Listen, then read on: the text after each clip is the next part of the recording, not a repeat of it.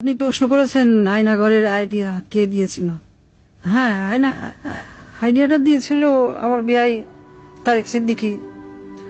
সেই সবকিছু করেছে। গুলি করে মরার দরকার কি? ক্রসফায়ার দিলে বেশি লোক জানাজানি হচ্ছে, সমালোচনা বেশি হচ্ছে।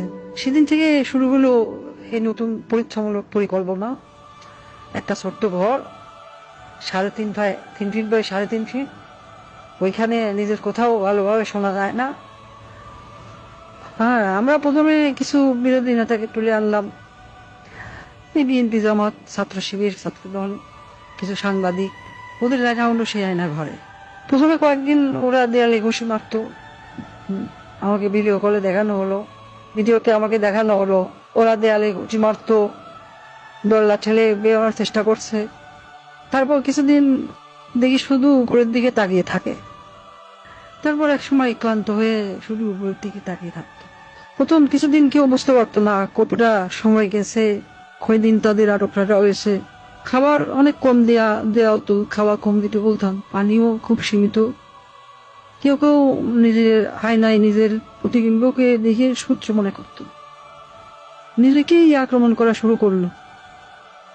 নিজের দেয়ালে নিজের হাত দিয়ে ঘুষি মারলো, হাত রক্তাক্ত করলো। আমার সবচেয়ে সুন্দর দৃশ্য ছিল যখন একজন সাংবাদিক, কি যেন ওর নাম, হ্যাঁ মাসুদ, নিজের নখ দিয়ে নিজের মুখের চামড়া ছিঁড়ে ফেলার চিৎকার করছে। আমার পছন্দ হলো। সারা দেশে আরো বেশ কিছু এরকম আয়নাঘর বানালাম। যুদ্ধপরাধী রাজাকার ছেলে মেয়েদের সেখানে বন্দি করতে বললাম। মাঝে মাঝে 2-1জনকে ছেড়েও দিতাম। ফিরে এসে কেউ কিছুই বলতো না, ওইভাবে বলে দিয়েছিলাম যেন কেউ মুখ না খোলে।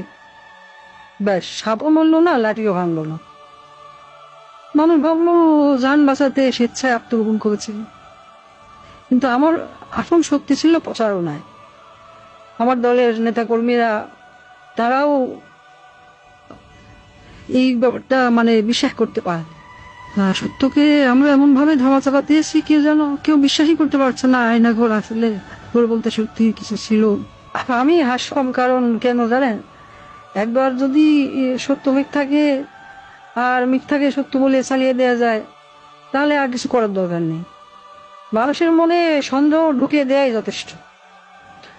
আমার বাবা বলতেন, একবার যদি কেউ নিজের চোখে দেখা জিনিসকে সন্দেহ করতে শিখে, তবে সে নিজের জীবনের উপর বিশ্বাস রাখে না।